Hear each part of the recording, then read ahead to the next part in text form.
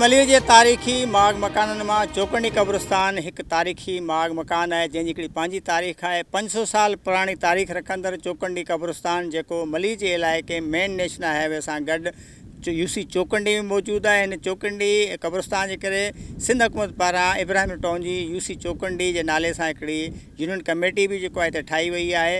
ऐं जॾहिं त हीअ यूसी चौकंडी जे बिल्कुलु विच में चौकंडी क़ब्रिस्तान आहे जेको मेन नेशनल हाईवे खां बिल्कुलु 100 मीटर ते मौजूदु आहे। जॾहिं त जीअं असां नेशनल हाईवे खां चौकंडी क़ब्रिस्तान तरफ़ ईंदासीं त रोड जी हालत इंतिहाई ख़राबु आहे। आसपास ऑयल टैंकर बीहण सबबु जेको उते गंदगी जा ढेर लॻल आहिनि, सफ़ाई सुथरा जो को हाल न आहे। सेवरेज जेको आहिनि लाइनूं जेके आहिनि उहे टुटल आहिनि, जंहिं सबबु ॿाहिरि मुल्क मां जेके सियाह ईंदड़ अचनि था उन्हनि जी जीअं ई हू इन तरफ़ अचनि था त उन्हनि खे इहो महसूसु थिए थो त हीअ असांजी हालत आहे जिते सफ़ाई सुथरा ई न आहे, गटर वहनि पिया थिया। ऐं इंटरनेशनल ही क़ब्रिस्तान आहे जिते मुल्क जे मुख़्तलिफ़ इलाइक़नि मां माण्हू बि अचनि था, पर पूरी दुनिया मां जंहिंमें अमेरिका, कोरिया, जापान, चाइना ऐं ॿिया मुल्क जेके आहिनि उतां जा सियाह जेके आहिनि हिते अचनि था घुमण जे लाइ, पर उन्हनि जे लाइ हिते को बि अहिड़ो ख़ासि इंतिज़ाम न आहे। हिते को बि रेस्ट हाउस ठहियलु न आहे जिते उन्हनि खे जेको आहे अची करे आराम कनि। हीअ मलीर जो वाहिद तफ़रीह गाह आहे जिते जेको वॾी तादाद में मुख़्तलिफ़ मुल्क जे मुख़्तलिफ़ इलाइक़नि मां थोरे परॾे में माण्हू बि अचनि था। ख़ासि करे जेको नेशनल हाईवे खां जीअं असीं चौकंडी क़ब्रिस्तान तरफ़ अचूं था त उते रोड जी हालत ख़राबु हुजण सबबु, सफ़ाई सुथराई ऐं गटरनि जो पाणी हुजण सबबु असां जेको इमेज आहे हिन मुल्क जो वक़ार आहे उन ते जेको आहे हिकिड़ो वॾो असरु पए थो। ख़ासि करे ॿाहिरि मुल्कनि मां जेके सियाह अचनि था उहे इन असांजी माना फस्ट इम्प्रेशन जेको चइबे त उहो जेकॾहिं ॾिसनि था त उते सफ़ाई सुथराई न आहे त उन्हनि खे जेको आहे हिकिड़ो ॾाढी मायूसी थिए थी। हीअ चौकंडी क़ब्रिस्तान जेको 500 साल पुराणी तारीख़ रखंदड़ आहे, जंहिंमें 1500 खां वधीक जेके मुख़्तलिफ़ क़बरूं आहिनि ऐं वॾा वॾा मक़बरा ठहियल आहिनि। हीअ चौकंडी क़ब्रिस्तान इन करे हिनखे सॾियो वेंदो आहे त हितां जेके क़बरूं आहिनि उन्हनि जा 4 कोना आहिनि ऐं हर क़बर जे मथां जेको अलॻि अलॻि डिज़ाइन आहे। मर्द जी जेका क़बर आहे उनजे मथां जेको आहे तलवार छापियल आहे, औरत जी जेका क़बर आहे उनजे मथां ज़ेवर जेको आहे छापियल आहिनि। अहिड़ी तरह जेको आहे हिते जेके मुख़्तलिफ़ क़बरूं आहिनि उनखे माना इंतिहाई माना वॾी हिकिड़ी शाहकार तरीक़े सां उन्हनि खे जेका काशगिरी करी वई आहे। उन्हनि खे उन वक़्तु अॼु खां 500 साल पहिरियों जेको आहे कहिड़े नमूने सां कहिड़े जदीद तंहिं वक़्तु जदीद दौर त न हुयो, जदीद शयूं बि न हुयूं, पर तंहिं हूंदे बि जेको हिकिड़ो हीउ ज़हानत जो हिकिड़ो हसीन शाहकार आहे की उन वॾे अंदाज़ सां वॾे प्यार सां इन क़बरुनि खे ठाहे विया आहिनि, डिज़ाइन कई वई आहे। हिते मौजूदु जेके सियाह आहिनि, ज़ाइरीन आहिनि, उन्हनि सां बि ॻाल्हि ॿोल कंदासीं, इंतिज़ामी अमलदारनि सां बि ॻाल्हि ॿोल कंदासीं त चौकंडी क़ब्रिस्तान जी तारीख़ छा आहे ऐं इन हवाले सां हिते जेके मौजूदु जेके ज़ाइरीन आहिनि, जेके सियाह आहिनि उन सां ॻाल्हि ॿोल कंदासीं त हू छा था चवनि।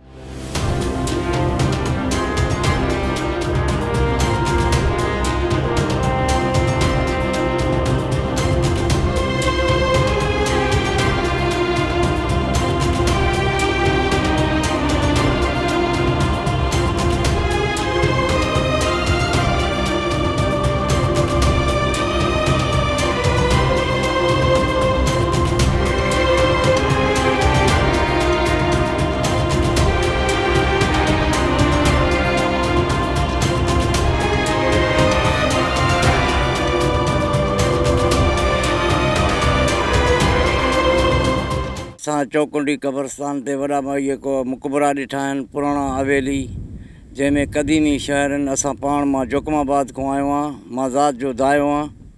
हिते आयासीं, ॾाढो लुत्फ़ु आयो, घुमियासीं फिरियासीं, वॾो हिते कमु थियलु आहे। हिते माना गुलज़ारी आहे, हर शइ आहे, हर सहूलियत आहे इन माण्हू घुमण जे लाइ जेके तफ़रीह गाह अचनि था।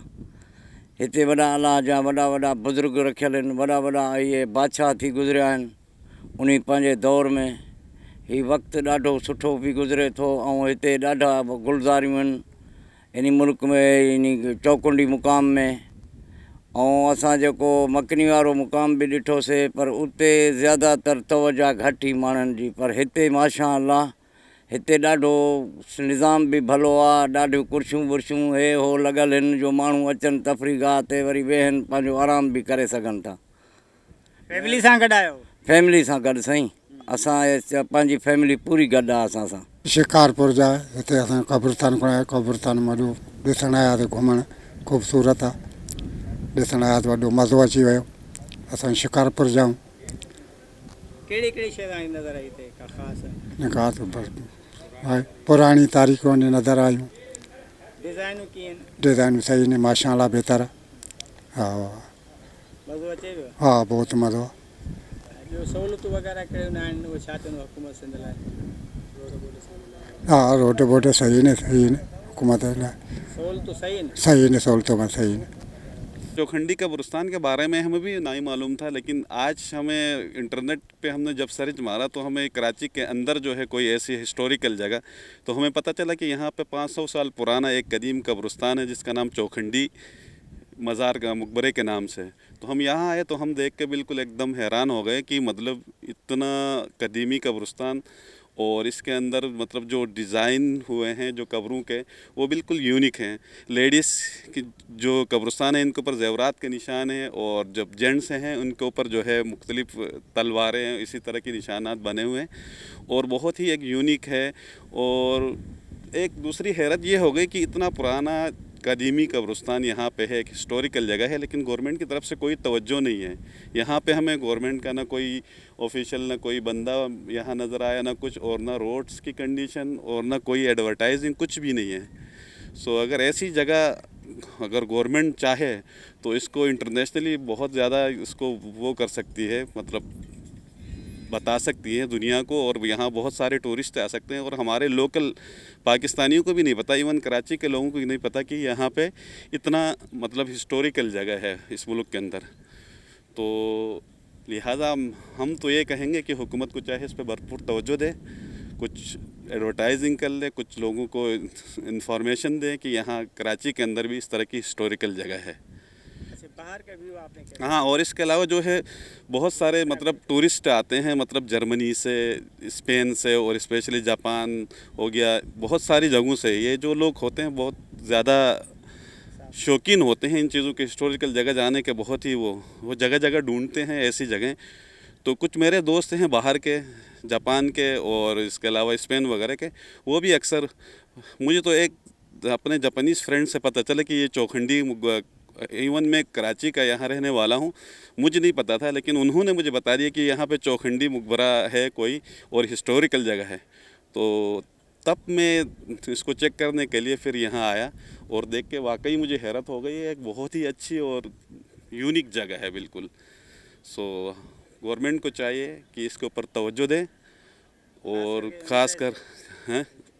ख़ासकर इंटरनेशनल इस पे इसको एडवर्टाइजिंग कर लें, इंटरनेशनल उसमें इंटरनेट पे इसको, बाहर से जो आते हैं इनको, मतलब टूरिस्ट आते हैं, उनको इस जगह के बारे में बताएं, ताकि हमारे मुल्क स्पेशली कराची के अंदर जो चीज़ें हैं, ताकि हम दुनिया को दिखा तो सकें।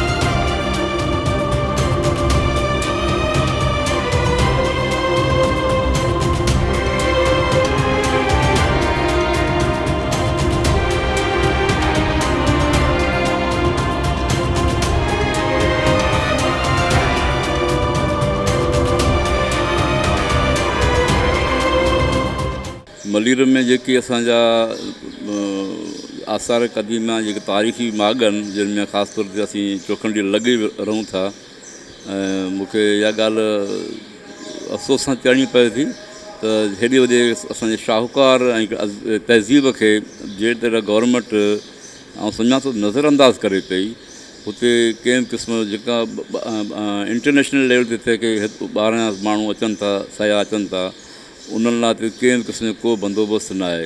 हक़ीक़त इहा त हुते जेको रोड आहे, इंफ्रास्ट्रक्चर आहे, उहो असां पंहिंजे मक़ामी लेवल ते TMC वग़ैरह ठाराए करे ॾींदा आहियूं, ऐं हेरिटेज डिपार्टमेंट खे त उन हैंडओवर कयो आहे, लेकिन उते को फैसिलिटी जेका हुअणु खपे माण्हुनि खे, छाकाणि त इहो असांजो मैसेज पूरी इंटरनेशनल लेवल ते वञे थो त असां हिकिड़ी शाहूकार तहज़ीब जा मालिक आहियूं। पर अॼु हालतूं इहे आहिनि त उते मुंहिंजे ख़्याल में पीअण जो पाणी तव्हांखे न मिलंदो, न का उते गवर्नमेंट का पार्क ठारायो आहे या का लाइब्रेरी ठाराई आहे, बसि उनखे हिकिड़ो पंहिंजी मंशा मुताबिक़ बाउंड्री करे ऐं उते उहो कयो। बाक़ी ॿियो जेका सयाहनि खे तक फैसिलिटी मिलणु खपे, उहा न ॾिनी वई आहे।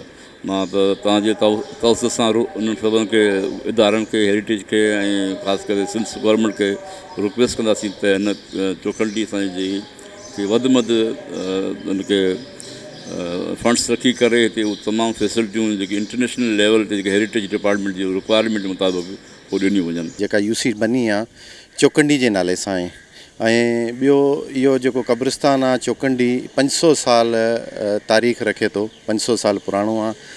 ऐं इहो माॻु जेको आहे मलीर में तव्हां ॾिसो हिकिड़ो मेमण ॻोठ में बि इन जो आहे, उहो बि मुंहिंजे ख़्याल में चौखंडी जे नाले सां आहे, वधीक तव्हांखे मालूमात हूंदी। त इहो असांजी तारीख़ आहे ऐं इन में चिटकारी जेका थियल आहे सॼी हथ जी आहे। हिन दौर में तव्हां ॾिसो हिन इहा चिटकारी मशीन ते बि मुंहिंजे ख़्याल में त नामुमकिन आहे, एतिरो इन जो जेको आहे सो महिनत कई वई हुई। ऐं उहो तव्हां जीअं ॻाल्हि कई त ग्रीन बेल्ट ऐं इन ते रोड रस्ता जेको आहे सो इहे बिल्कुलु इहे डैमेज लॻा पिया आहिनि। मां इन ॻाल्हि जो एतिराफ़ु करियां थो तव्हांजे तवसत सां। मां जेको सकाफ़ती खातो आहे जेको आहे सो उन्हनि खे बि चवंदुसि त इहो इंक्रोचमेंट जो कमु आहे जेको हिते ट्राला ॿार बीहनि था, रोड असां ठारायो 2-टे दफ़ा, सेवरेज जो बि कमु थियो ऐं इन में जेके ट्राला बीहनि था इंक्रोचमेंट थिए थी, इन में इहे चीज़ूं वरी दुबारा डैमेज थी वञनि। इन जे करे इहा जेको आहे सो मलीर जी तारीख़ आहे, सकाफ़ती खातो इन ते जेको आहे सो एक्शन वठे ऐं जेको इंक्रोचमेंट आहे उहो पुलिस जो कमु आहे ख़तमु कराइणु। ऐं असांजो इहो जेको आहे सो सिंध जो हिकिड़ो तारीख़ आहे, इन खे असां जेको आहे सो बिल्कुलु बहितर खां बहितर बनाइण जी कोशिशि कंदासीं। तव्हां मलीर में हिते ई पैदा थिया हो, वॾा थिया हो, ज़रा तव्हांजे साम्हूं शयूं थियनि, इन शयुनि खे मलीर जा ॿिया बि तारीख़ी माॻ मकान आहिनि, उन्हनि जे तहफ़ुज़ लाइ हुकूमत सतह ते सम्झो पिया त ईंदड़ वक़्त में को बहितरी थींदी? ॾिसो इन ते असांजी जीअं मां यूसी चौखंडी जेको इहो चौखंडी क़ब्रिस्तान आहे इन जी ॻाल्हि कंदुसि त मुर्तज़ा वाब साहिब सां असांजी ॻाल्हि ॿोल थी त इन खे हिते जेको जीअं ख़ाली जॻहियूं पियूं आहिनि, हिते सियाह अचनि घुमण जे लाइ, पार्क वग़ैरह ठाहिया वञनि, हिन खे डेवलप कयो वञे त मुर्तज़ा वाब साहिब शायदि विज़िट बि कयो हिन ते ऐं इनशाला उमेदु आहे अल्लाह में त बहितर कमु थींदो। चौखंडी क़ब्रिस्तान आहे, ॿियो मेमण ॻोठ जे पुठियां आहे, अहिड़ा 2-टे क़ब्रिस्तान आहिनि जेके मीरनि जे वक़्त जे ठहियल आहिनि, अंग्रेज़नि अॻ में। ऐं उन टाइम ते गाॾी मोटर या मशीनरी कान हूंदी हुई, उठनि ते पथर खणी ईंदा हुआ। चौखंडी क़ब्रिस्तान पहिरियां जॾहिं क़बर परियां चौखंडी 2 आहिनि जेकी किरी वियूं आहिनि, इहे अंग्रेज़नि जे दौर खां अॻ में बनियूं, पोइ उन्हनि कारीगरनि जा हथ कटे छॾियूं त इहो हुनर मुस्लमान ॿिए मुल्क में न फैलाए। पथर ते जेका लेखत आहे उहा तव्हां ॾिसंदा त हैरान थी वेंदा त पथरनि ते हुननि कीअं लिखियो आहे, इहो अॼु ॾींहं ताईं लेखत मौजूदु आहे। पोइ अंग्रेज़नि हुनजा हथ कटिया, हथनि कटियल सां ॿी चौखंडी बनायूं जेका अॼु बि बीठी आहे, मरमत कयो आहे, हुनजे मुठियां मक़बरो ठाहे छॾियो आहे। बाक़ी 2 चौखंडियूं किरी वियूं, मेमण ॻोठ वारी किरी वियूं। ऐं ॿी ॻाल्हि त असांजी क़ब्रिस्तान में हाणे मरे थो, मौत थिए थो, उन लाइ क़बर बि नथी मिले, जाइ बि नथी मिले, आबादी एतिरी वधी वई आहे ऐं ज़मीन ते कब्ज़ा थी विया। चौखंडी क़ब्रिस्तान अॻियां केॾा कब्ज़ा थिया, ग़ुलाम रहीम वज़ीर आज़म जेको थियो तंहिं कढी उहे प्लाट गाॾियुनि वारनि खे ॾेई छॾिया, असांजो क़ब्रिस्तान सोढ़ो थी वियो आहे। हाणे को मैयत थिए थो त क़बर लाइ जाइ नथी मिले। महिरबानी हुकूमत जी इहे जेके टुकड़ा अॻियां कब्ज़ा थिया आहिनि, गाॾियूं बीठियूं आहिनि, इहे असांखे हटाए असांजी क़ब्रिस्तान लाइ करे ॾियनि। तारीख़ी ऐं जेको असांजो क़ौमी सरमायो आहे उहा चौखंडी क़ब्रिस्तान, हिकिड़ो चौखंडी क़ब्रिस्तान ही लांडरी वारो नेशनल हाईवे वारो, ॿियो चौखंडी क़ब्रिस्तान मेमण ॻोठ वारो जेको तोता खान जे नाले सां सॾे थो, तोता खान वारी चौखंडियूं उनखे सॾिबो आहे। हीअ वरी जोखियन सरदारनि जो क़ब्रिस्तान आहे। त इहे क़ब्रिस्तान माज़ी में जेको सो रहिया आहिनि मर्कज़ जे हवाले सां, जॾहिं पाकिस्तान ठहियो आहे त उन खां पोइ रहियो, त उन ज़माने खां वठी हिननि ते कंहिं बि क़िस्म जी का तवजा या उनजो तहफ़ुज़ कंहिं बि क़िस्म जी उन ते ध्यानु न ॾिनो आहे। पाकिस्तान जी गवर्नमेंट मुल्क जे जेके इदारा आहिनि पर उन जी जाइ ते ॿाहिरियुनि इदारनि, ॿाहिरियुनि मुल्कनि जे माण्हुनि जिन खे पंहिंजे तहज़ीब जो, पंहिंजे कल्चर जो मान आहे, जिन वटि इज़त आहे, उन्हनि उन ते तमामु घणो कमु कयो आहे। पर हाणे 18वीं तरमीम खां पोइ इहो थियो आहे त वफ़ाक़ जे जहिड़े तरीक़े सां हिनखे नज़रअंदाज़ बि कयो। पोइ 18 तरमीम खां पोइ इहो शोबो जेको आहे आर्कियालॉजिकल खातो जेको आहे सो सिंध सूबे वटि आयो आहे, पर उन में बि का अहिड़ी नुमाया बहितरी कोन आई आहे त जीअं जो सार संभाल थिए ऐं इनखे तहफ़ुज़ फराहम कयो वञे। सिर्फ़ु चौकंडी क़ब्रिस्तान खे इहो थियो आहे त उनखे कुझु उनजी अधु जेतिरो हिसो जेको आहे चौकंडी क़ब्रिस्तान जो उनखे टाउन बिन कासिम असां वारे दौर में उनखे असां बाउंड्री कराईसीं। उन खां पोइ मोहतरमा ससूईपली जो जॾहिं कल्चर जी मिनिस्टर थी त उनखे जेको आहे थोरो घणो ॾियारियो, पर अञा वधीक उते डेवलपमेंट जी उनजे शान शान ज़रूरत आहे। साॻे वक़्तु जेको चौकंडी क़ब्रिस्तान असांजो तोता वारो क़ब्रिस्तान आहे, मेमण ॻोठ वारो, उहो बि ज़बून हाली जो शिकार आहे। उनजे अंदरां रस्तो गुज़रे थो, जितां ट्रकूं गुज़रनि थियूं, रेतीलनि जूं गाॾियूं हलनि थियूं, उनजा पथर चोरी थींदा, पथर हितां काफ़ी सारा खॼी विया आहिनि, पर हुतां अञा वधीक जेको उनजो पथरनि जी चोरी थिए थी। ऐं उते इंक्रोचमेंट जो बि वॾो मसइलो आहे। इंक्रोचमेंट बि उनजी ज़मीन ते थी आहे, 40-45 एकड़ ज़मीन आहे उन क़ब्रिस्तान जी बि। सो इहे त हिकिड़ो असांजो क़ब्रिस्तान साज़िन जे क़ब्रिस्तान जे नाले सां सिंधी मुस्लिम सोसाइटी जेका आहे इन जे पुठियां उहा नज़रनि तां ओझल आहे, उनजी कंहिं बि क़िस्म जी उन में घाड़ी टाइप जूं जे असांजूं क़ब्रिस्तान उते मौजूदु आहिनि। उनखे अॼु ॾींहं ताईं उन्हनि जी के सार संभाल कोन लधी। हाणे उनखे आम क़ब्रिस्तान बनायो वियो आहे ऐं उन मां बि पथर चोरी थिया आहिनि जेके उते ई माण्हुनि पंहिंजे बंगलनि में फिट करे छॾिया आहिनि। उनजो वॾो हिसो त बिल्कुलु ख़तमु थी वियो, तमामु वॾी एराज़ी में क़ब्रिस्तान, पर उनजे बावजूदु बि अॼु ॾींहं ताईं बि कुझु क़दीम जेके क़बरूं आहिनि चिटसाली वारियूं जंहिंखे असीं घाड़ी क़बरूं चवंदा आहियूं उहे आहिनि उते मौजूदु। सिंधी मुस्लिम जमात सोसाइटी जो क़ब्रिस्तान आहिनि। अहिड़े तरीक़े सां कराची जे कुंड कुर्छ में स्टील मिल जे अंदरि तव्हां पोर्ट कासिम जो जेको रोड वञे थो रशियन बीच ते शाह हसन जे दरगाह ते, उते बि पुराणो क़दीम क़ब्रिस्तान आहे साॻी चौकंडी तर्ज़ जो। उन जो 20-25 अञा ताईं जेके से हुते क़बरूं मौजूदु आहिनि। त अहिड़े तरीक़े सां मलीर जे इलाइक़े में ऐं बेरिया टाउन जे अंदरि अहिड़ियूं क़बरूं अची वियूं आहिनि जिन खे मसमार कयो आहे, ख़तमु कयो आहे। स्टील मिल जे अंदरि अहिड़ो तमामु घणियूं क़बरूं चिटसाली वारियूं हुयूं, मोहम्मद पीर जे नाले सां, मोहम्मद शेख जे नाले सां क़ब्रिस्तान हो उन में।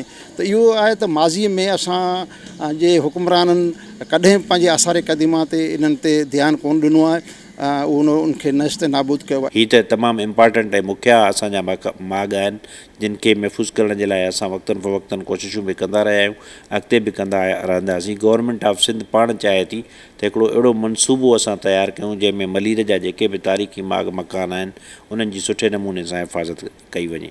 जीअं त तव्हां पाण मुखी जो ज़िक्र कयो त मुखी जो क़ब्रिस्तान जेको आहे उहो बि हिते आहे। शाह अब्दुल लतीफ़ भट्टाई रहमतुल्लाह अलैह जी शाइरी जॾहिं तव्हां पढ़ंदव त उन में शाह साहिबु मोखीअ जे जेको आहे मए जो ज़िक्र ॾाढनि शाह अब्दुल लतीफ़ भट्टाई रहमतुल्लाह अलैह जी सॼी शाइरी जेका आहे उहा सिंध जी सूंहं सदाकत सचाई ते मुश्तमिल आहे ऐं हू जेका आहे असांखे अबदी ऐं दुनवी पैगाम ॿई ॾिए थी। उन शाह जी शाइरी में जंहिं मोखीअ जो ज़िक्र आहे उनजो तव्हां पाण बख़ूबी वाक़िफ़ु आहियो त मोखी जो हिते मैखानो जे नाले सां हिकिड़ो मक़ाम मशहूरु हूंदो हो जिते असांजा मुसाफ़िर ईंदा हुआ त उन्हनि खे हिते राति रहण जो बि बंदोबस्तु कंदी हुई हूअ ऐं हू उन्हनि जी मेज़बानी बि कंदी हुई। उनखां पोइ मोखीअ जो क़ब्रिस्तान जेको आहे उनजी बि हिकिड़ी तारीख़ी अहमियत आहे। असां गवर्नमेंट ऑफ सिंध ख़ासि तौर ते इहा असांखे इंस्ट्रक्शन्स ॾींदी रही आहे त जेकॾहिं का बि डिलिमिटेशन थिए या कंहिं बि क़िस्म जी अहिड़ी ॻाल्हि थिए त तारीख़ी जेके नाला आहिनि उन्हनि खे ज़िंदा रखण जे लाइ ज़रूरु तव्हां उन्हनि मकाननि ते नाला रखो। ईअं ई तव्हांखे मिसाल ॿुधाईंदो हलां त असांजो जेको साइड टाउन हो उनजो नालो मोरड़ो मीरबर टाउन रखियो वियो।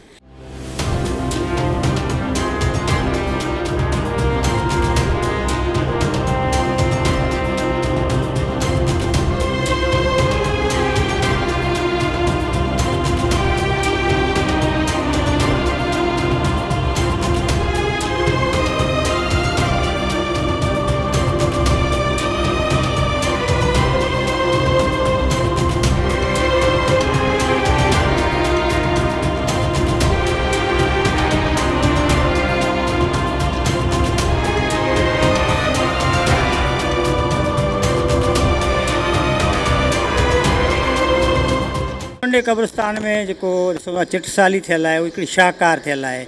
औरतुनि जी क़बरुनि ते अलॻि आहे, मर्दनि जी अलॻि। उनखे कीअं पिया ॾिसो 500 साल अॻु में हेॾो शानदार तरीक़े सां कयो वियो आहे।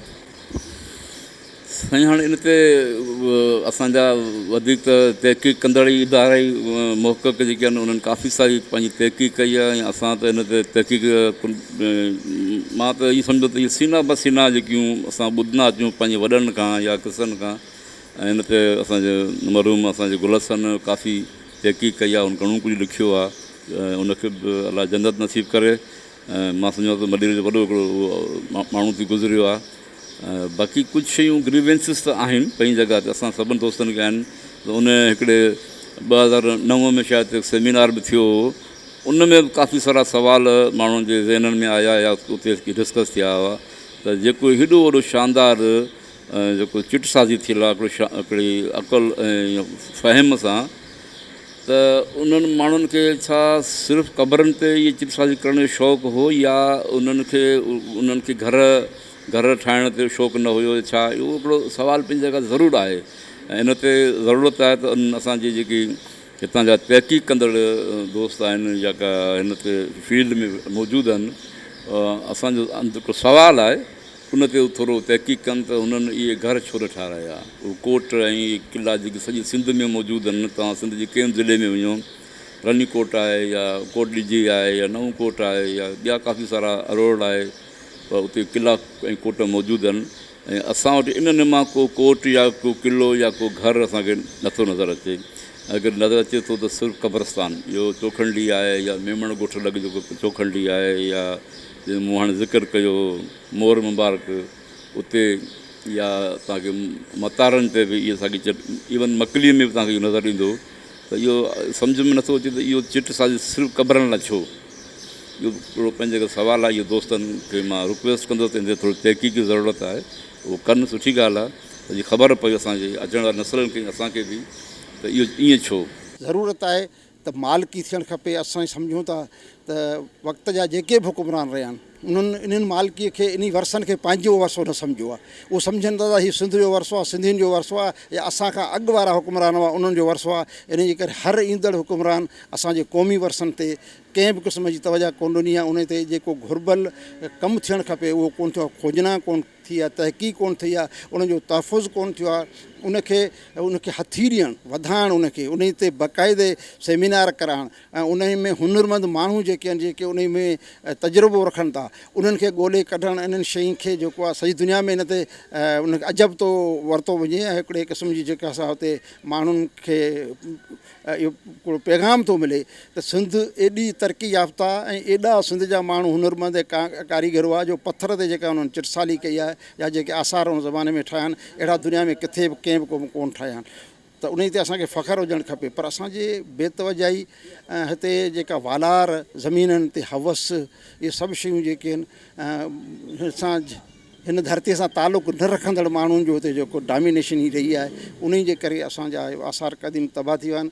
ज़रूरत इन ॻाल्हि जी आहे त हुकूमत खे सीरियसली इन ते तवजा ॾियणु घुरिजे। हिकिड़ा त उहे आहे जेके ख़तमु थी विया, बाक़ी कुझु अर्सो अॻु में गुलशन खे इहो असाइनमेंट ॾिनी वई हुई त उहे जेके रहियल आसार आहिनि उन्हनि ते बाक़ाइदे रिसर्च करे, तहक़ीक़ करे, उन में आम गुलशन सां 2-3 जॻहियुनि ते गॾिजी वियुसि। पर उन सॼे मलीर ज़िले जा मुकमल तरह आसार क़दीमा जे खाते खे उहो ठाहे, उन जा फ़ोटू ऐं उहे जेके क़बरूं आहिनि, जॻहियूं आहिनि, बिल्डिंगूं आहिनि पुराणे ज़माने जूं, उन सभिनी जो उन्हनि खे रिकॉर्ड ॾिनो आहे, जेके डिक्लेयर कयो वियो आहे त भई हीअ जेके आहिनि 100 खां मथे आहिनि। उन्हनि जो जेको मूंखे यादि थो पए 100 खां मथे आसार आहिनि जेके आसार क़दीमा वठे, उन्हनि जो रिकॉर्ड बि मौजूदु आहे। अख़बार में बि उन्हनि ॾिनो, उन्हनि खे नोटिफाई बि कयो वियो आहे। हाणे उन्हनि खे तहफ़ुज़ ॾियणु खपे, उन्हनि खे तहफ़ुज़ ॾियणु खपे, उन्हनि जी एराज़ी मुक़ररु करे ऐं उन ते बाक़ाइदे जेको आहे सो अहिड़ो सिस्टम ठाहे उनजी तबाही न थिए, उहो तबाही खां बची पए।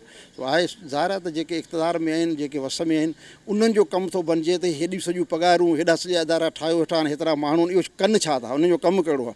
त जॾहिं पघार ई उन ई मक़सद लाइ था खणनि, हुनजी नौकिरी उन मक़सद लाइ, त उन्हनि खे जंहिं शइ जी उन जी ज़िमेवारी आहे त उनखे तहफ़ुज़ फ़राहम कनि, उनखे तहफ़ुज़ फ़राहम करण में नाकाम पिया आहिनि।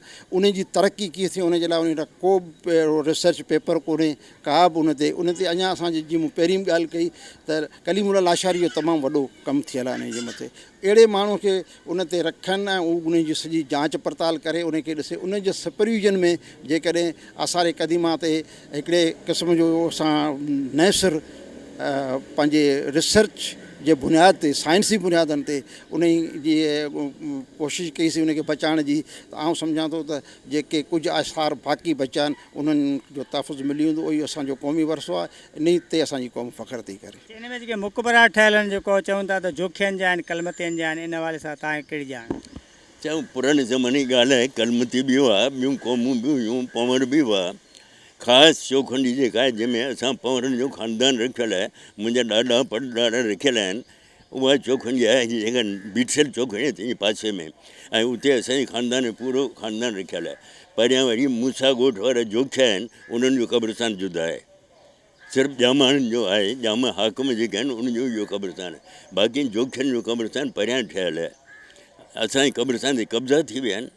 हुकूमती सतह ते को सियाहनि लाइ को तफ़री गाह न आहे, का सहूलियत न आहे, तव्हां हुनखे कीअं पिया ॾिसो? तफ़री उहा त हुकूमत ई करे सघे थी न, अवाम छा कंदी, ग़रीब अवाम छा कंदी? उहो हुकूमत खे खपे त उहे सहूलियतूं मुक़ररु करे ॾियनि ऐं क़ब्रस्तान खे 4 दीवारी ॾेई क़ब्रस्तान वधाए ॾियनि। जेको टुकड़ो हुन ॾेई छॾियो वज़ीर आला, उहो असांखे वापसि ॾियनि। रोड ताईं ज़मीन जेका जंहिंमें गाॾियूं बीठियूं आहिनि, कब्ज़ा पिया थियनि, कॾहिं चवंदा डेवलपमेंट बि थिए, बंगला था बणिजनि, कॾहिं ॾिसो गाॾियूं बीठियूं आहिनि, कब्ज़ा थिया पिया आहिनि, इन्हनि खे हटाइनि, असांखे न क़ब्रस्तान वधाए ॾियनि। मुखी मतारा जी तव्हां दास्तान जेको ॿुधी हूंदी, तव्हां हिते वॾो वक़्तु गुज़ारियो, हुनखे कीअं पिया ॾिसो? मुखी मतारा न इहो असां कोन ॿुधो डमलोटी के भला जेको तव्हां असांजो कॾहिं आहे, होॾां बि क़ब्रस्तान आहे।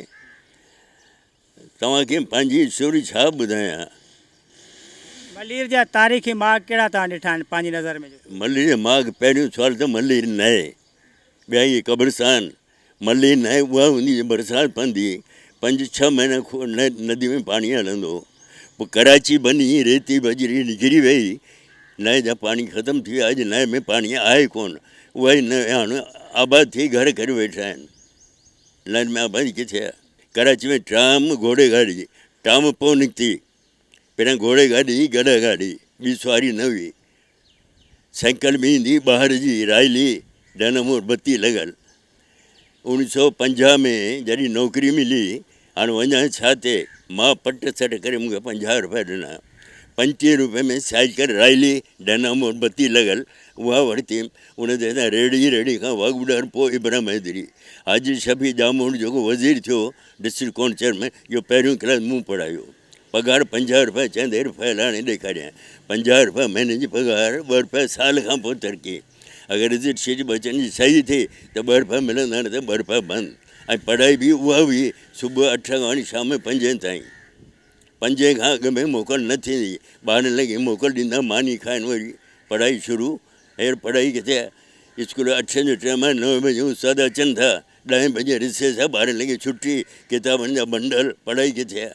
अच्छा, आसू लेज तव्हां ॻाल्हि कई, आसू चवंदा हिकिड़ो दीवान वाणियो हो, वाणियुनि जो आसू हिते बाक़ाइदा ॻोठ हो, रहंदा हुआ। असांजा उस्ताद ई वाणिया हुआ, मुस्लमान पोइ थिया, साबू छा वाधूमल, ॿिया वाणिया नाला मूंखे कुझु यादि आहिनि, कुझु विसरी विया। उस्ताद वाणिया हूंदा हुआ, ऑफिसर वाणिया हूंदा हुआ। मलर मंदिर पुराणो आहे, कंहिं ज़माने जो आहे। मलीर जी जेका तारीख़ आहे उहो तव्हां सम्झो केतिरी पुराणी आहे? छो जो मलीर स्टेशन बि आहे, मलीर हाल्ट बि आहे। मलीर हाल्ट, मलीर सिटी पोइ बनिया। पहिरियां हूंदी हुई हिकिड़ी सदर कैंट स्टेशन, सिटी कोट सदर खां पोइ डिगरोड जंक्शन, डिगरोड खां पोइ वरी अॻियां वेंदी लांडी जंक्शन न हुई, सिर्फ़ु लोकल सुबुह ईंदी लांडी में, हिते जे माण्हुनि खे खणी शहर पुॼाईंदी, वरी शाम जो उन माण्हुनि खे खणी अची हिते पुॼाईंदी। ॿी गाॾी ॿाहिरि जी लांडी में कोन बीहंदी, डायरेक्ट हली वेंदी। अच्छा, लांडी लाइ चवंदा त लांडी बि हिकिड़ो इलाइक़ो हिते बैठक जॻह हुई, जेको आहे माण्हू कंहिंजी लांडी जेको आहे माना माण्हू गुज़रंदा हुया, जेके माना तंहिं टाइम कारोबार कंदा हुया, जेके लांडी में हड्डी मिल हुई, लांडी में हड्डी मिल हुई। ॿाराड़ी जो औरतूं मर्द ग़रीब मिसकिन हूंदा हुआ, सुबुह खां शाम ताईं हॾा खणंदा, हॾा पीअंदा, उनमां पाउडर मां खणी छा बनाईंदा हुआ, जंहिंजो अॼु बि नालो हड्डी मिल मशहूरु आहे। रेलवे स्टेशन जे पासे में हड्डी मिल अलाए को मशहूरु आहे, उहो मूंखे यादि आहे। ॻोठाणियूं औरतूं मर्द वीचारा सॼो ॾींहुं हॾा खणंदा, शाम जो रुपयो मिलंदो। चोकंडी क़ब्रस्तान लाइ हुकूमत कहिड़ी अपील कंदो त हिनखे तहफ़ुज़ ॾिनो वञे, हिनखे बहितर कयो वञे? बहितर जे लाइ हुनखे 4 दीवारी ॾियनि, असांखे क़ब्रस्तान वधाए ॾियनि। हाणे मुंहिंजा अबा ॾाॾा सभु हिते रखियल आहिनि, मुंहिंजो पीउ बि 115 साल जो, सो बि हिते दफ़न आहे, माउ बि हिते आहे, उन ॾाॾा जेका से बि हिते रखियल आहिनि। पुराणे ज़माने जो क़ब्रस्तान आहे, लेकिन क़ब्रस्तान जी उहा अॻूणी ॿेली हाणे न आहे, हाणे कब्ज़ा थी विया। पब्लिक वधी वई ऐं ॿी ॻाल्हि थो ॿुधायां त पूरी दुनिया जा माण्हू थोरी कराचीअ में मिलंदा। इहो छो? ॿियनि मुल्कनि में वञी ॾिसो, मां 2 दफ़ा यूरोप वियो आहियां, लंडन 84 में वियो हुउसि, 86 में वियो हुउसि। उते कानून आहे, कानून जी पैरवी आहे। असां वटि कानून कोन्हे। 4 पैसा पुलिस खे ॾे, कब्ज़ो करे वेह, पुछण जी ज़रूरत न आहे। वरी सर्विस ज़मीन हुजे, वेही वियो अब कब्ज़ो थी वियो, ख़तमु कोन थींदो। अहिड़ी इहा हालत आहे। असांजे हुकुमरान खे खपे इन ते ॾंडो खणनि, कानून जी पैरवी कनि, माण्हुनि जो तहफ़ुज़ कनि, माण्हुनि जी तकलीफ़ूं ॾिसनि। अफ़सोस सां ॻाल्हाइणो पए, मुंहिंजे ॻोठ में पिरामिडी स्कूल आहे, कॉलेज आहे, एंडी खान कॉलेज ॾिनी क़ाइदाबाद जी, उते जाइ कान मिली, मूं 5 एकड़ ॾिना, 4 दीवारी ॾेई कॉलेज बनायूं। असांजो हिकिड़ो छोकिरो बि उते नथो वञे, 5 दर्जा पढ़ी ते रुलनि पिया। ॿिए असांखे सेकेंडरी स्कूल करे ॾियनि, छोकिरा मैट्रिक कनि, कॉलेज में वञनि, न भले 5 दर्जा पढ़नि रुलनि।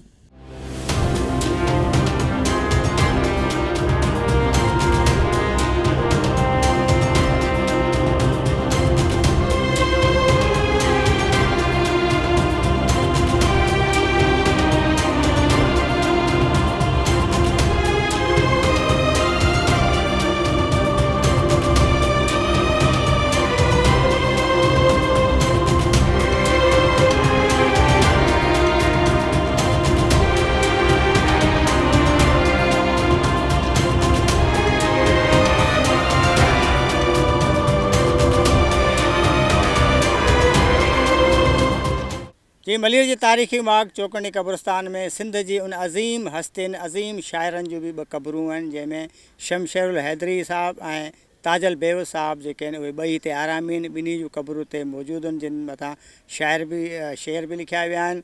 ताजल बेवस जंहिं सॼी ज़िंदगी जेको आहे सिंध जे माण्हुनि जे लाइ शाइरी ज़रिए जेको आहे जदोजहद कई, माण्हुनि में हिकिड़ो उत्साह पैदा कयो। तहिड़ी तरह शमशेरुल हैदरी साहब बि जेको आहे हुन बि सॼी उमिरि शाइरी ज़रिए जेको आहे पंहिंजी क़ौम जे नओं रूप फोकियो। ताजल बेवस जंहिं लिखियो त 1 कलम ऐं ॿियो मां छा लिखी छा लिखां। अहिड़ी तरह तव्हांजे सां ताजल बेवस सां गॾु जेको आहे शमशेरुल हैदरी जेको आहे 2 हिते आरामी आहिनि। मलीर जे तारीख़ी माग चौकंडी क़ब्रस्तान में इन 2 अज़ीम सिंध जे शाइरनि ताजल बेवस ऐं शमशेरुल हैदरी जी क़बरुनि ते बि सॼी सिंध मां पर पूरी दुनिया मां माण्हू हिते अचनि था, जेके हिते चौकंडी क़ब्रस्तान जी तफ़रीह माग सां गॾोगॾु सिंध जे अज़ीम शाइरनि ताजल बेवस ऐं शमशेरुल हैदरी खे भेटा पेश कनि था। हीअ नंढड़ी हिकिड़ी एरिया आहे जंहिंमें ॿिन्ही जूं जेको आहे क़बरूं ठाही वियूं आहिनि। हीअ सिंध आहे ऐं सिंध जी जेका सुञाण आहे उहो शमशेरुल हैदरी ऐं ताजल बेवस आहिनि। हिते मौजूदु जेके आहिनि ज़ाहिर उन्हनि सां बि ॻाल्हि ॿोल कंदासीं त सिंध जे इन अज़ीम शाइरनि जे हवाले सां हू छा था चवनि।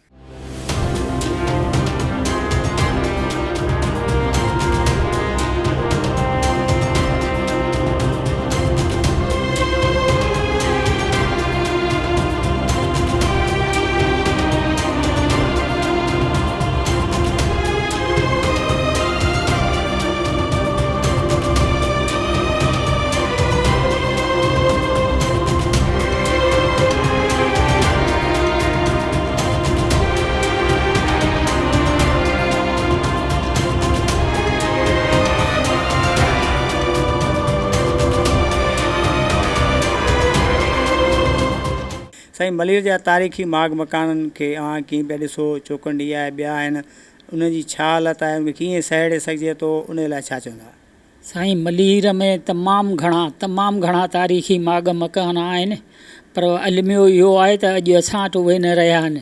चौखंडीअ जे बारे में इहो आहे त चौखंडी 17वीं 18वीं सदी ईस्वीअ जे खां वजूद रखे थी। मुख़्तलिफ़ तारीख़ी किताब लिखनि था, पर उन में जेको आहे सो जेके क़बरूं आहिनि अहिड़ियूं साॻियूं क़बरूं मकली क़ब्रिस्तान ऐं मेमण ॻोठ जे पुठियां बलोच क़ब्रिस्तान आहे, उन में बि आहिनि। पर हिते जेका चिटसाली ऐं जेको माग मकान जेको उनजो आहे न से अहिड़ो चिटसालीअ जो मिसाल पूरी सिंध में नथो मिले, छो त औरतुनि जे क़बरुनि ते जेके एरिंग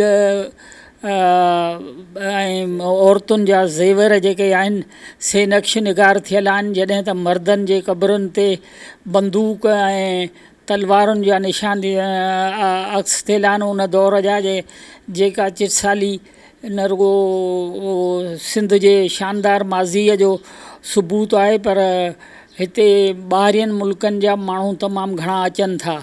इन खां सवाइ वॾी बदकिस्मती असांजी इहा आहे, वॾो अलमियो आहे त बहरिया टाउन जे अंदरि भिटाई जो तकियो आहे, जेको जितां माण्हू हितां खां जेके फ़क़ीर हूंदा हुआसीं हिंगलाज ऐं वेंदा हुआ त हिते तरसंदा हुआ। तारीख़ में गुल हसन कलमती ऐं ॿियनि बि ज़िक्र कयो आहे त भिटाई साहिबु जॾहिं खां हिंगलाज वियो थिए त हिते तरसियो, इन जे करे इन माग मकान जो नालो भिटाई जो तकियो रखियो वियो। पर पोइ बाद में उनखे मौजूदा हुकूमत विकिरो करे छॾियो बहरिया टाउन सां, जंहिं उते उनखे तबाह ऐं बर्बाद करे। मेन नेशनल हाईवे ते उनजे आॾो बि इलाही ऑयल टैंकर्स बि ठाहिनि थिया, रोड जी हालति ख़राबु आहे। उन ॿाहिरि मुल्क में जेके सियाह अचनि था त उन्हनि ते इम्प्रेशन सुठो नथो थिए, उन लाइ को ग्रीन बेल्ट ठाहियो वञे, को पार्क ठाहियो वञे, जॻह बि मौजूदु आहे। आउं तव्हांजी ॻाल्हि सां इतफ़ाक़ थो करियां ऐं इनशा अल्लाह ताला जेका असांजी नेशनल हाईवे ते जेका चौकुंडी ठहियल आहे, यकीनन उहा असांजी तारीख़ जो हिसो आहे ऐं उन ते जेको इनक्रोचमेंट आहे उनखे हटायो वेंदो ऐं ग्रीन बेल्ट जी तव्हांजी तजवीज़ सुठी आहे ऐं रोड रस्ता बि उन में शामिलु कया वेंदा ऐं अहिड़ी तरीक़े सां इनशा अल्लाह ताला इहो जेको तव्हांजो तजवीज़ आहिनि इन्हनि ते सिंध गवर्नमेंट अमल कंदो ऐं इहा जेका क़ब्रिस्तान जेका बलोच टोंब आहे इनखे बि इनशा अल्लाह ताला बाउंड्री वाल में करे जेके बि कब्ज़ा आहिनि उहो चाहे उते चौकुंडी ते हुजनि पंहिंजो नेशनल हाईवे ते या ई जेको स्टेट 2 वारो जेको चौकुंडी हिते हुजनि उन्हनि खे ख़ाली कराइबो वञो, छो जो इहे त असांजा तारीख़ी वरसा आहिनि। कब्ज़ो त हाणे जिते किथे थिए थो, पर क़बरनि खे त छॾियूं, असां क़ब्रिस्ताननि खे त छॾियूं, उते त कब्ज़ो न करियूं। अच्छा, गुल हसन कलमती पंहिंजे किताबनि में लिखियो आहे मारवी मलीर जी में त असां वटि मलीर मंदरु पुराणो आहे ऐं उते असांजी माना पुराणियूं बिल्डिंगूं जेके तारीख़ी आहिनि उन्हनि ते काफ़ी त कब्ज़ो थी चुको आहे, कुझु रोकराए वियो हो, ॿुधण में अचे पियो त वरी उन ते को कब्ज़ा थियनि पिया, तव्हां उन लाइ को स्टैंड वठो विया? मलीर जी मंदरु बिल्कुलु असांजी हिकिड़ी तारीख़ जो उहो बि हिसो आहे, वरसो आहे, नेशनल हाईवे ते मुंहिंजी कॉन्स्टिट्यूंसी में मौजूदु आहे।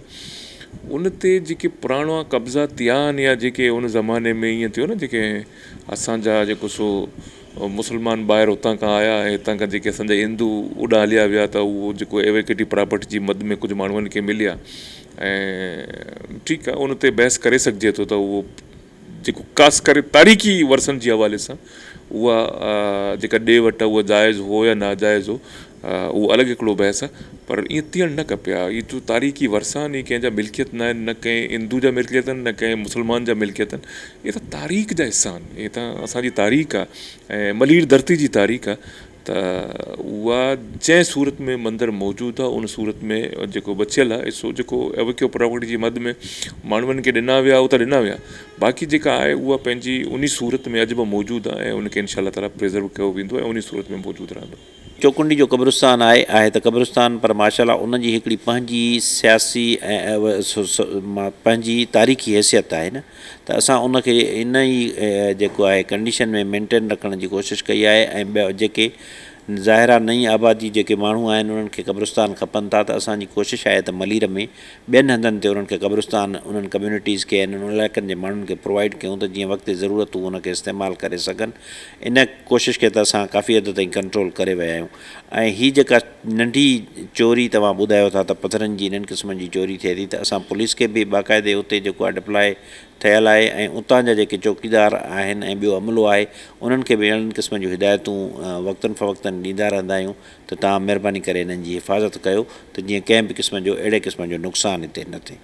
असां वटि लांडी जेको आहे हींअर तालको पहिरियों हुयो, हाणे जेको आहे अलॻि टाउन बि आहे। लांडी बेसिकली कोई ॻोठ में हिकिड़ी बैठक हुई जंहिं खां माण्हू जेके तिजारत कंदा सफ़र कंदा उते वेहंदा, उन लाइ को तव्हां सोचियो पियो त उनखे बि जेकॾहिं को तारीख़ी हिसो बणाइजे? बिल्कुलु साईं, लांडी तव्हां जीअं पाण फरमायो त हिकिड़ो बैठक जे नमूने हिकिड़ो सिलसिलो आहे, इहो असांजे सॼे सिंध जे कल्चर में सॼी सिंध जी सकाफ़त में मौजूदु आहे त जंहिंजा सिटिंग प्लेस थींदी आहे जंहिंखे ओताक चवंदा आहियूं असां।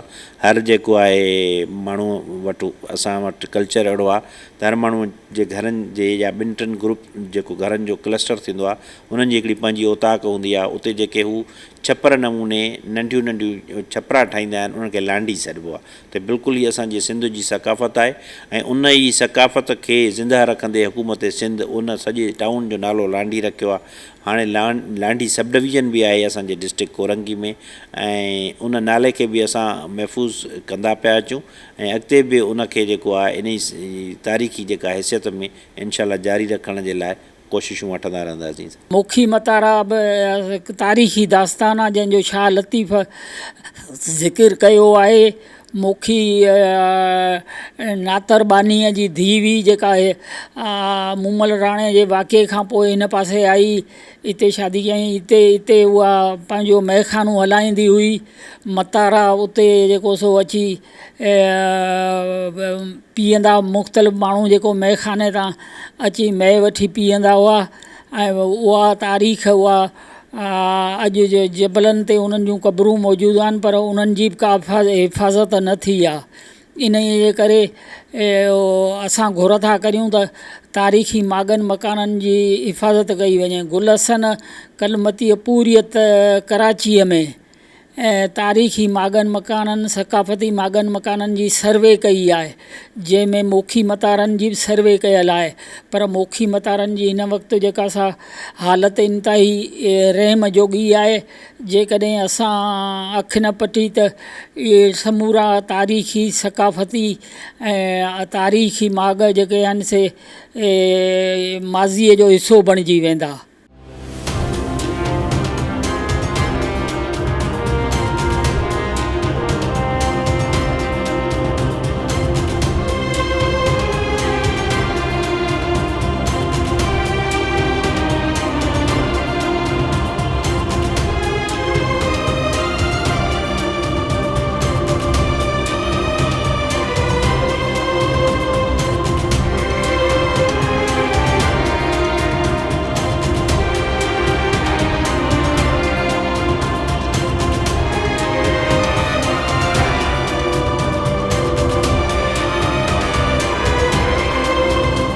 ये जेके बि तारीख़ी शयूं आहिनि उहे चाहे मोखी मतारे जो मक़बरो हुजे, चाहे मंदर हुजनि, चाहे क़ब्रिस्तान हुजनि असांजा, इहे सभु शयूं या इवन त आउं त चवां थो त इहे जेके तव्हां वटि डमलूटी जा जेके कूह लॻा पिया आहिनि, छो जो इहे अवाइली उहे कूह आहिनि जिन्हनि तां पूरी कराची खे पाणी ॾिनो वेंदो। इहे बि तव्हांजी तारीख़ जा हिसा आहिनि त इन शहर खे जेको अॼु किराए आहे पाणी लाइ, हिकिड़े ज़माने में असां मलीर नदी खां कूहनि जे थ्रू इनखे, इहे बि सभु तारीख़ जा हिसा आहिनि। इन सभिनी खे प्रेज़र्व करण जी ज़रूरत आहे ऐं इहे सभु प्रेज़र्व करे ऐं तारीख़ जो हिसो ठाहिजनि त जीअं इन्हनि खे सेफ कयो वञे।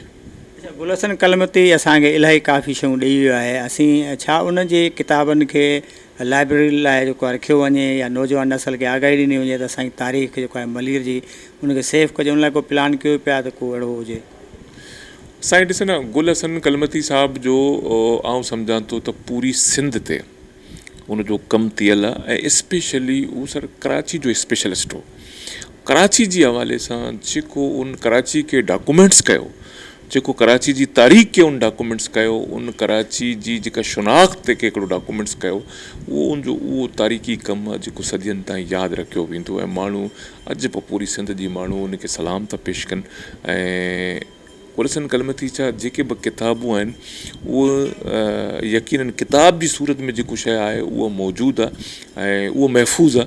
मुख़्तलिफ़ लाइब्रेरियुनि में न आहिनि, पर इन खां वधीक जेका गुलहसन कलमती साहिब जी फैमिली सां मुंहिंजो डिस्कस थींदो आहे त गुलहसन कलमती साहिबु हिकिड़ो साहिबु वटि हिकिड़ी वॾो खज़ानो अञा ॻोठ में लाइब्रेरी जी शिकिल में मौजूदु आहे।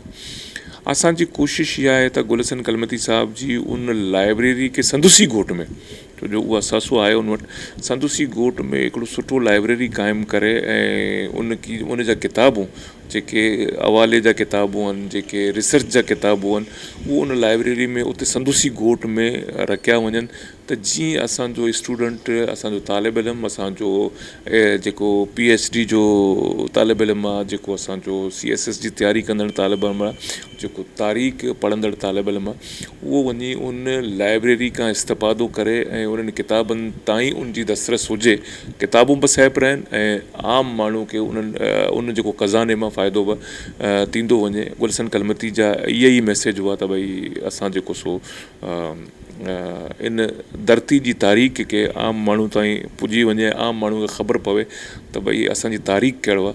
त इहो इनशा ताला असांजी प्लान आहे त इन क़िस्म जी को उते ई सतोष ॻोठ में को लाइब्रेरी क़ाइमु कजे। गवर्नमेंट ऑफ सिंध खे लिखियो आहे त डमलोटी रेस्ट हाउस जेको असांजो पुराणो आहे, Karachi water and sewerage board जी प्रॉपर्टी आहे, उनखे रिस्टोर करे उन में हिकिड़ो मलीर डिस्ट्रिक्ट जो रेस्ट हाउस असां क़ाइमु कयो। हीअ ऑलरेडी ऑन पेपर्स आहे, असां उहो कयूं पिया था। ॿियो जीअं हाणे तव्हां ॿुधायो त जेको आहे असां मलीर ज़िले में अहिड़े क़िस्म जूं जेके आहिनि एक्टिविटीज़ करे असां मलीर जेको तव्हां चओ था न त कराची जो हिकिड़ो दिलि आहे, पर मां तव्हांजे इन्हनि लफ़्ज़नि खे वधाईंदे चवंदुसि त मलीर जेको आहे मिनी पाकिस्तान आहे। मलीर डिस्ट्रिक्ट में तव्हांखे तारीख़ी लिहाज़ खां जेकॾहिं शुरू कयो त मोहन जे दड़े, गंधारा ऐं उन जेके तहज़ीबूं आहिनि उन्हनि जा अञाण बि तव्हांखे मलीर में मिलंदा। वरी तव्हां जेको आहे अचो विचें दौर में त जेके बि असां वटि माशाअल्लाह मुख़्तलिफ़ दौरनि में डेवलपमेंट्स थियूं आहिनि, मुग़लनि जे दौरनि में, अरबनि जे दौरनि में, या जेके लोकल हुकुमरान हुआ हितां जा, असांजा बलोच, समा, सूमरा, अब्बासी, मुख़्तलिफ़ अरगून जेके हिते कलोड़ा हुकूमत करे चुका, त उन्हनि सभिनी जी काई न कंहिं क़िस्म जी डेवलपमेंट तारीख़ी लिहाज़ खां मलीर में आहे ऐं उनखे जेको आहे पंहिंजी हिकिड़ी सुञाणप रखे थी। तो गुलशन जो जेको किताबु आहे कराची सिंध जी मारवी, उन सभिनी किताबनि में गुलशन टच कयो आहे मलीर खे, मलीर जे मसइलनि खे, मलीर जे आसार क़दीम, पर गुलशन तफ़सील सां मलीर जी हिस्ट्री जेका लिखी आहे उन में देहूं, ज़मीनूं, उन में हर शइ, रेती, बजरी, बाग़ात, फसल, डमलोटी, आउं सम्झां थो को बि अहिड़ो शोभो गुलशन न छॾियो जो उन किताब में उन समूह न आहे, उन सॼी किताब में। त आउं सम्झां थो बजाए जे गुलशन जे 11-9 किताब जेके छपियल आहिनि ऐं ॿिया केतिरा ई किताब आहिनि, उहे पढ़ण जे हिकिड़ो ई उन किताब जो मुतालो कजे त हर पासे जूं शयूं जेके से उन में मिलंदियूं। ॿियो आहे त जेको इंडिजिनस अलायंस पंहिंजे तरफ़ां किताबु छपायो लिखियो, उहो बि गुलशन आहे। सभिनी असां उन में गॾिजी कमु बि कयो हुआसीं। उन में उन तत ॾिनो आहे रुॻो ज़मीननि जो, बैरिया जो, KDA MDA जो, इहे ॿई असां उनखे तबाही जो मनसूबो सम्झूं था। असांजी जेका मलीर जी आसारा क़दीमा खे जेको तबाह कयो आहे, असांजे पुराणनि माॻनि मकाननि खे उन में वॾे में वॾो हथु KDA जो। आमोरो खे नौकिरी करणी आहे, पघार खणणी आहे, कमीशन खाइणी आहे, जाली मनसूबा ठाहिणा आहिनि, उन्हनि ते हलणो आहे। पर ॻाल्हि इहा आहे त जेको माण्हू उन्हनि में बि बहितर माण्हू आहिनि, जीअं आखूंद हो, उन सभिनी माण्हुनि जो पंहिंजो पंहिंजो हिकिड़ो रोल रहियो आहे। त अहिड़ा माण्हू जेके मुख़लिस हुजनि पंहिंजे उन शोबे सां, पंहिंजे कल्चर सां, पंहिंजे कम सां, उन्हनि माण्हुनि खे जेकॾहिं उन वठी करे का अहिड़ी बहितर टीम ठाहे, जीअं गुलशन खे बि हिकिड़ो असाइनमेंट ॾिनी वई हुई त तव्हां जेके रहियल आसार क़दीमा आहिनि उनखे, त हू हिकिड़ी संजीदा मीटिंग घुराए। आउं सलाह ॾींदुसि साईं ज़ुल्फ़कार शाह खे त हू मलीर ते सुठा ॼाण रखंदड़ मोतबर माण्हू, जिन खे मलीर जे मिटीअ सां मोहबत आहे, मलीर जे आसार क़दीमा सां मोहबत आहे, मीडिया जा माण्हू जेके सॼी सर्वे कनि था, हलनि था, इन शयुनि खां आगाह आहिनि, उन्हनि जी हिकिड़ी मीटिंग घुराए ऐं पोइ पाण विज़िट बि करे उन सां गॾिजी, उन सां विज़िट करे ॾिसी वठे। जेकॾहिं उन्हनि शयूं शायान आहिनि दुनिया जे, त पोइ ज़ुल्फ़कार शाह जी इहा ज़िमेवारी थी बणिजे त पंहिंजे मिनिस्ट्री जे डेवलपमेंट प्लान में उन्हनि खे शामिलु करे, उन्हनि खे बचाए बि ऐं उन्हनि जी तरक़ी जो बि कमु करे। त वतन मुंहिंजो कुतुबखानो दरसगाहनि सां दिलि मुंहिंजी, किताबनि में दफ़न थींदुसि वरक़ थींदा कफ़न मुंहिंजो। असां नंढे लाइ खां इन्हनि सिटुनि खे ॿुधंदा आया आहियूं ऐं इहे असांजे दिलि ऐं दिमाग़ में जेके आहिनि इहे मतिलबु वेठल आहिनि, दिलि ऐं दिमाग़ जे तह में वेठल आहिनि त तालीम खे ऐं अदब खे, लिटरेचर खे प्रोमोट करणु असांजी अवलीन जेका आहे प्रायोरिटी रही आहे। ऐं ख़ुशकिस्मती सां हिन ज़िले मलीर में असां वटि अहिड़ा तमामु वॾा अदीब, जिन जा तव्हां बि नाला खयां, मौजूदु आहिनि। असां इहो चाहींदासीं त असांजो ईंदड़ नसल उन्हनि खे रोल मॉडल ठाहे, हू बि हिननि अदबी एक्टिविटीज़ में जेको आहे पार्टिसिपेट करे, ऐं जीअं असांजे ज़िले जो हिकिड़ो तमामु सुठो कंट्रीब्यूशन थी सघे सिंधी लिटरेचर सिंधी अदब जे मतिलबु प्रोमोट करण जे लाइ या उनखे वाधारो या हथी वठाइण जे लाइ।